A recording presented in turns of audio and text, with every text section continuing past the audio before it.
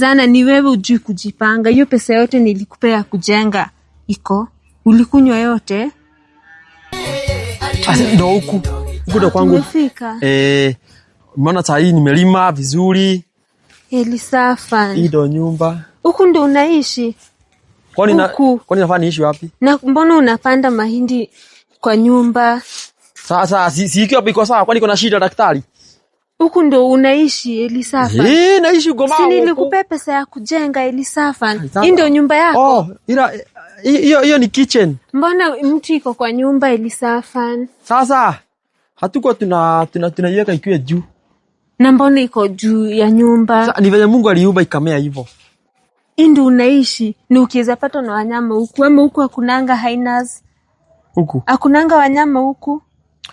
Kuko sawa huku kuliko town. Mbona sasa na bibi yako anaishi huku?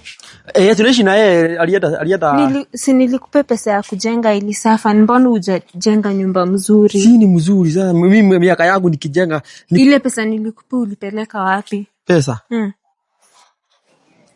Kama hadi mahindi, hii ndio shamba yako, kama juu sasa mahindi na hadi hazijamea. Kwani hadi uziangalie?